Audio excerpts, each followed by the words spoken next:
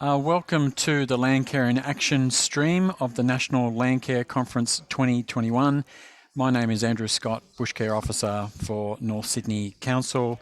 This session is titled the New South Wales Landcare Program. If you have any questions, can I ask you to start asking them, start submitting them in the text box to the side of your screen during the presentation, rather than at the end, because we have a limited amount of time to address those questions. Without further ado, I would like to introduce you to our guest speakers, Natasha English and Julia Basuttle. Please take it away, ladies. Thank you, Andrew, very much. My name is Natasha and I work as the Program Manager for Landcare New South Wales, and I deliver this program with Julie, who works for Local Land Services. I'd just like to acknowledge the traditional owners of all the lands on where we meet today. I am sitting in Woombangia country near Coffs Harbour. So we'll get into it. So what does it take to empower land carers to act on local problems and deliver outcomes, to get them through drought, flood, fire, pandemics, and to continue to build capacity on ground? Is it as simple as a coordinated, sustained and adaptive support? To seek a solution to this question, Government and Landcare came together to develop a business case that formed the New South Wales Landcare Program. It's a more complex and adaptive investment of $22.4 million from the state government, based in some part on what emerged from the previous Landcare support program, the Local Landcare Coordinator Initiative. This current program started in 2019 and runs 2023. The Local Landcare Coordinator Initiative taught us that local coordinators are highly valued and critical for landcare volunteer groups and landholders to continue the work they do. However, history and evaluations from Victoria Landcare and Landcare New South Wales show the increased benefit from regional coordination, the need to invest in skill development for our coordinators, and the continuation of building organisational capacity of groups to assist them with forging trusted partnerships with government, coupled with an opportunity to build real engagement with Aboriginal communities. All of these elements have been funded under the current program in a unique co-partnered arrangement that is delivered and managed by Landcare New South Wales and Local Land Services. In summation, it takes people operating at all various scales, resources, and a centralised support team contributing to the systems and infrastructures that underpin the Landcare community group activities. Julie. Hi everyone, Julie Basuttle, Program Manager with Local Land Services. Thanks, Natasha. So what does it take? How does it all fit together? What are the pieces of this New South Wales Landcare Program? As Natasha's already touched on, it is a multifaceted program. It's big. It's a New South Wales broad program. And the key bits that we need to really acknowledge here, first and foremost, is the partnerships. The whole program is based on a partnership between Landcare New South Wales, Local Land Services, New South Wales Government, all the regional and local coordinators that are part of the program and their organisations, which we refer to as host organisations. And even within their own groups, their own local networks, there's partnerships building every day, everywhere. And it's continually happening regardless of the program. But this program in particular is built on partnerships, very important. So from a program perspective, resources, as you can appreciate, it is a statewide program. So as with anything, any sort of funding investment, we need to think about how do we collect information, how do we provide resources that are consistent, noting that every group and network is very different and very unique in their own right. So we're providing resources. So things like a social shared platform, Gateway, for example, is actually a publicly accessible website now that any Landcarer or anyone can actually go on and find out more about their local coordinators and their regional coordinators. Plus this shared platform also has a login part of that where we can share information to program participants and also are now enabling them to see information that's relevant to the program. Most importantly, of course, the whole point of the program is to help support land carers, the land carers on ground, the volunteers, their time, their commitment, their committees, all of those sort of things are absolutely in our sights and something that we don't want to lose sight of as part of this program. And as I mentioned before, government and non-government coming together to do more with less.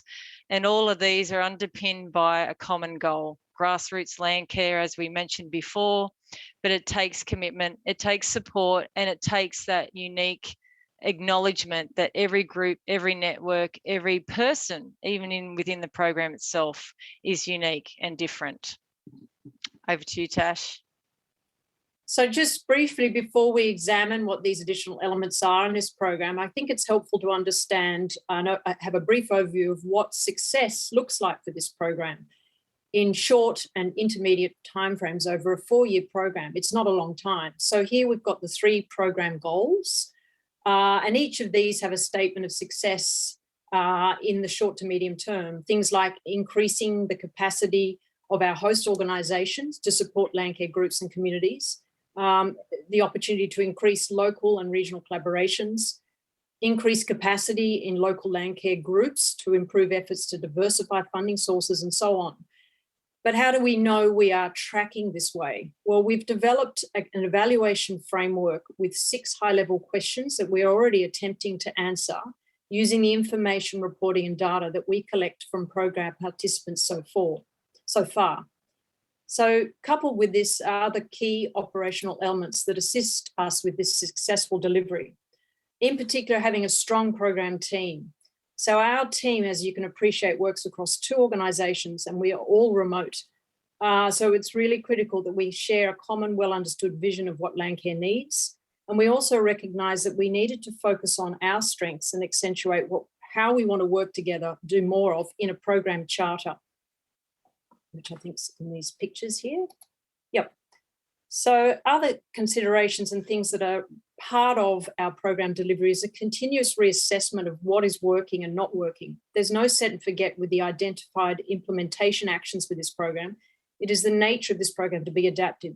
So not losing sight of our short to intermediate goals and placing efforts on sound evaluation of the information collected allows us to review, reflect and adjust our delivery. This program, as you would appreciate, doesn't operate in a vacuum, and there are many variables impacting program participants, that is our coordinators and Landcare groups who host a local or regional coordinator. And we need to continually recognise this as we make decisions at the state level.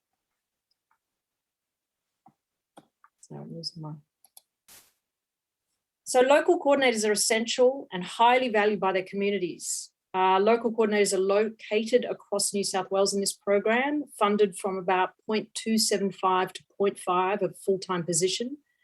And as a position sitting in their communities, they provide the opportunity for community to access all manner of events, information and training to support them in continuing to pursue the Landcare activities that are important to them. Many of these coordinators have worked in their role for over 15 years in some regions, providing a point of trust and consistency where state and national government priorities and organisational structures can often change and fluctuate, creating confusion and disruption to long-term community landholder initiatives or aspirations. The recent KPMG report that Landcare Australia put out talks of the identified mental and physical benefits that are experienced by Landcare volunteers. And this to me speaks of coordinators' efforts to create that opportunity for people to come together under whatever topic to share, learn and connect, which is exactly what our local coordinators do. This picture shows the New South Wales Landcare coordinators at a recent state community of practice in Dubbo. This community of practice operating at all levels is important to our program, as Julie will explain. So one of the key components of the program is the community of practice. And what is a community of practice? Very simply put, it's a group of people coming together with a shared goal, learning together, sharing, connecting, and working out what's working well for them, what's not. How do I contact the right person to talk to about this? It's all about community, right? So, and with the program, we're focused on 3 different levels. As you can see here, there's various photos around there. One you know, if you're looking at the schools one, so this is an example of local community of practice, which is happening naturally anyway. The local coordinators out there are working and partnering and bringing together all different people, specialists, experts, farmers, interest parties, volunteers, community groups, you name it. And together, coming together, it could be a workshop, it could be an event, it could be an online session, it could, whatever it is, that is what we refer to as a community of practice. At a state level, at a regional level, we have regional Landcare coordinators whose real focus is more broadly at a regional scale. So it's just changes in scale that we're talking about here.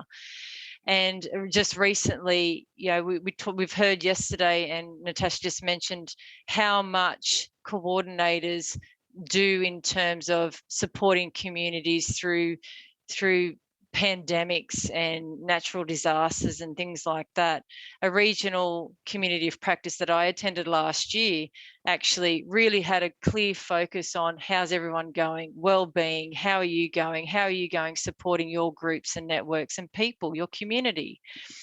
So that's just another example of regional community of practice. And then we have obviously the state level of community of practice, which Natasha just referred to previously, where all program participants, coordinators, host organisation representatives, and the program team coming together in one spot to learn, share and connect.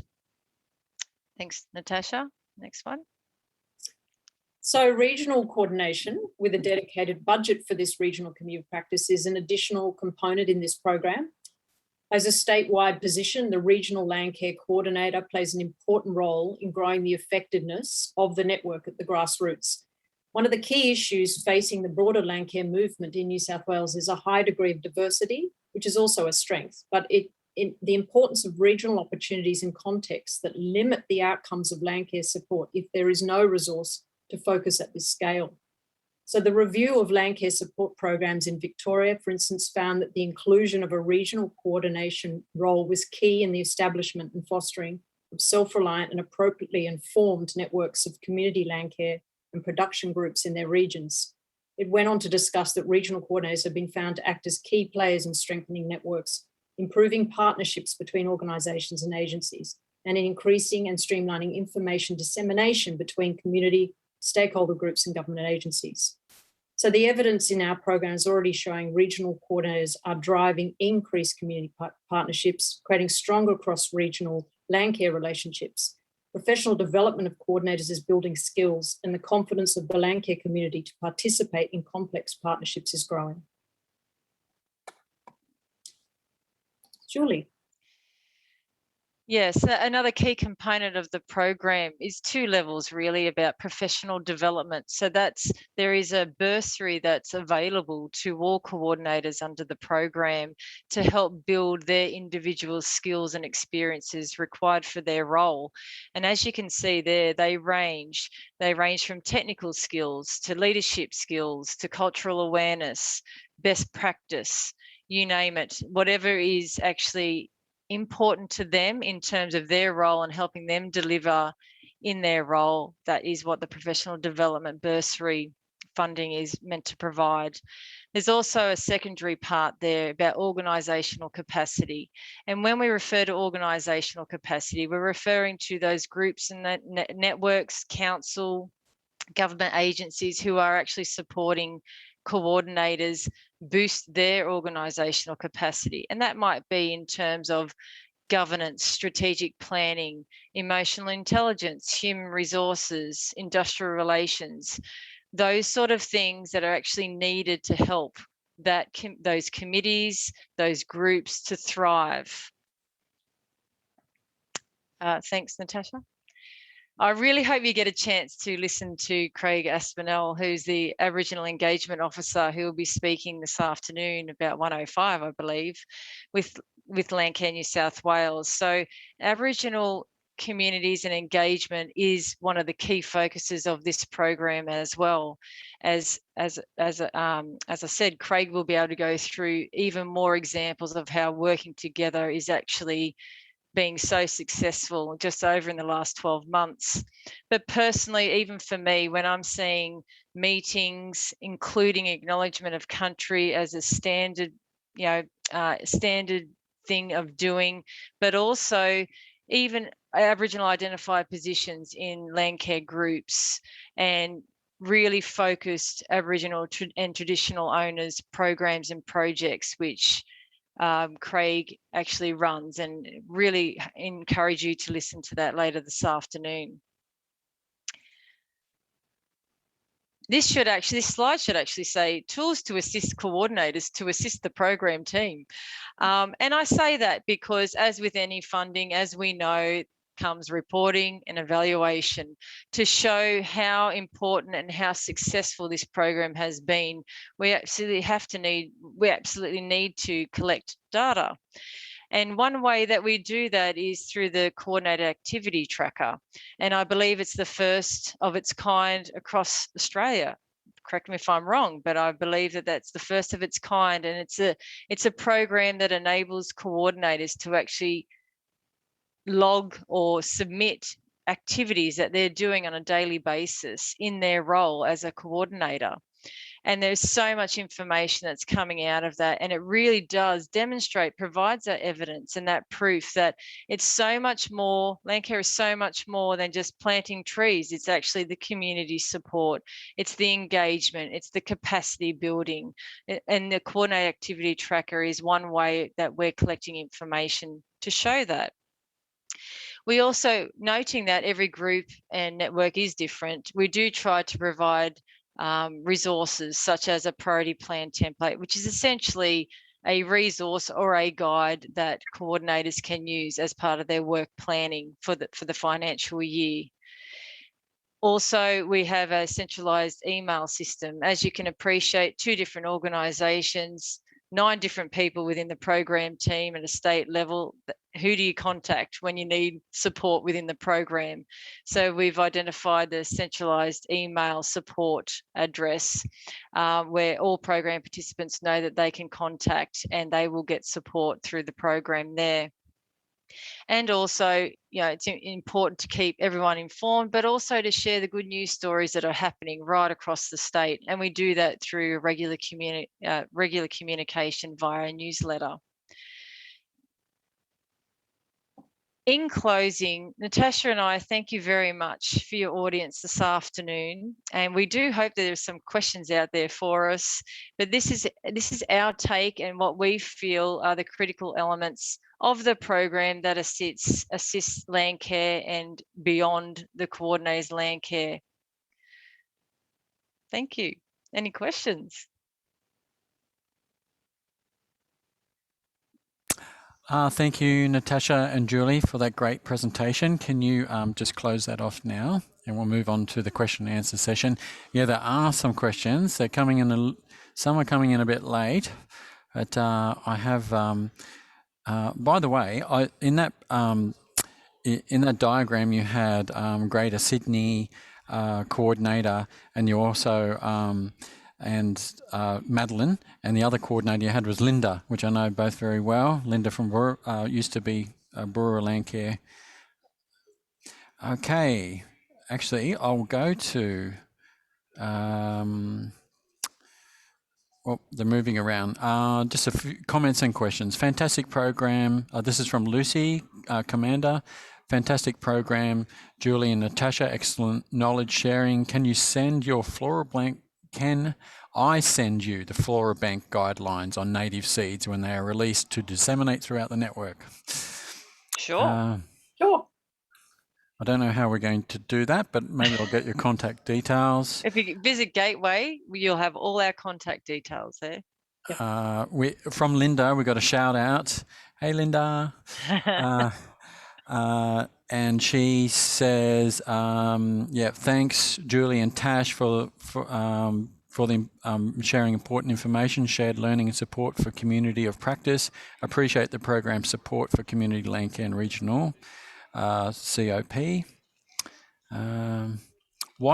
This is from Jerry Butler. What information sorry, my screen's moving around. What information about the benefits of the program, i.e. having coordinators on the ground, is used to persuade senior managers to persuade the government to fund the 4-year funding cycle? Anything we collect in that realm that we feel demonstrates the value is absolutely built into what would be the next iteration of a support program. So in a business case, which is actually one of the actions in this program to do that. And that would be going to both major political parties before the election to actually demonstrate, with evidence, if you like, about what the value of Landcare, what it does on ground. I don't know if that answers the question, but yes. There's 7 votes for a comment from Rosalind Brinkham. It would be great to have this coordinator set up in all the states. I don't know if you want to comment on that or not. I agree. Absolutely. Why not? It should. And I think Landcare New South Wales, probably the Victorian model is slightly different, but we're probably the most organised, strong and supported network of Landcare in the whole of Australia, as far as I know at this point. So this is a great model that could be rolled out elsewhere. Absolutely. Absolutely. It needs resourcing. Yep. And where can I find the impact reports? That's another one from Rosalind. As in this program's impact report or the KMPG report? I don't know, Rosalind. Ask us another question very quickly before we have to fold up. The KPMG report, I believe, is on the Landcare Australia's website. So and on Landcare New South Wales website, we also have the Oricon report, which actually demonstrated the value of Landcare in New South Wales. So if you go there, there's also some information as well. Okay, and we might wrap up with this question from Kylie Payne. Where does the funding for the program come from? Yeah, the funding from the program comes from the New South Wales government. And it's basically, as I said, it's a partnership between Landcare New South Wales and local land services in actually divulging that money out through the coordinators and the host organisations across the state. Well, Natasha and Julie, thanks a lot for your time. That was a wonderful presentation. I hope everyone got something out of it. We'll see you later. Thanks, everyone. Thanks so much for listening. Thank you, Andrew. Thanks, Julie. Bye. We'll now go on a lunch break for 45 minutes. Please then select the next session you're interested to join.